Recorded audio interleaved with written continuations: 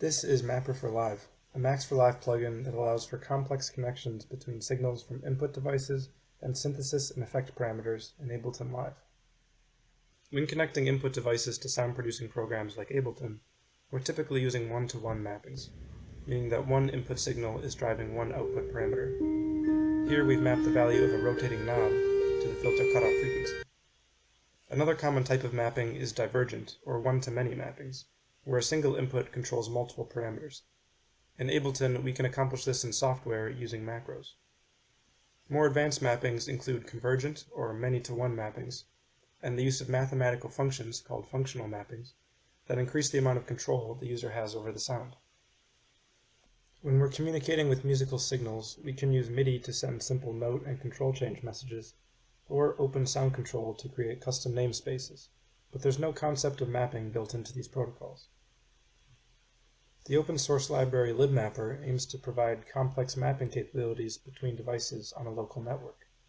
Instead of standardizing signals and connections, each device or program defines the signals that it sends and receives independently.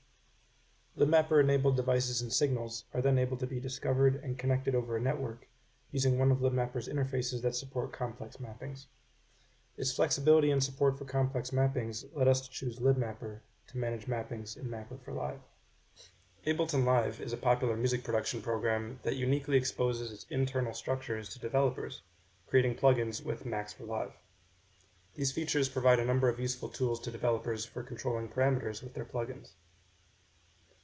In the case of libmapper, this results in the ability to view and control the parameter spaces of all audio devices in the production session, giving mapping designers a multitude of new synthesis and audio effect signals that can be connected to gestural controllers.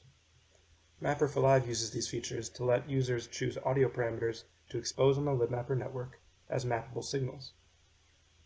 To showcase Mapper4Live, we'll use a gestural controller that was also developed here at the Input Devices and Music Interaction Lab at McGill.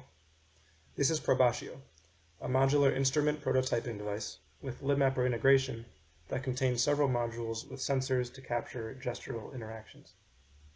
In order to add Probascio signals to the libmapper network, we'll add modules in and see the signals appear one by one in WebMapper, the browser-based mapping interface for libmapper. These new signals are ready to be mapped, so let's connect them to some signals from the gestural controllers to control our Ableton parameters. We'll connect the crank to attack, joystick X to filter cutoff, and joystick Y to release. Now that we're all connected, let's loop a MIDI clip and hear how the Probascio signals are modulating the sound.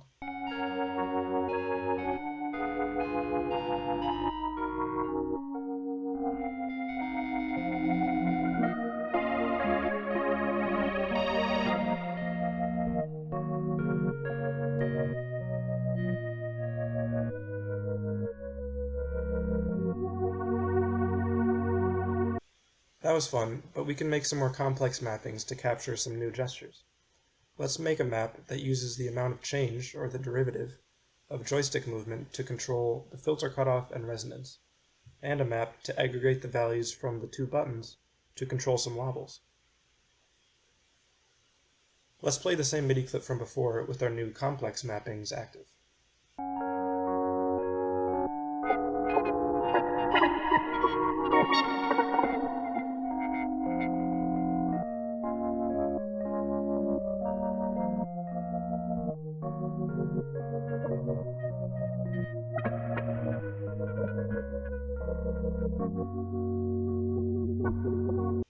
The parameter changes that result from our mappings can also be recorded, copied, and edited using Ableton's existing functions, letting users perform complex gestures in real time and tweak the values later on.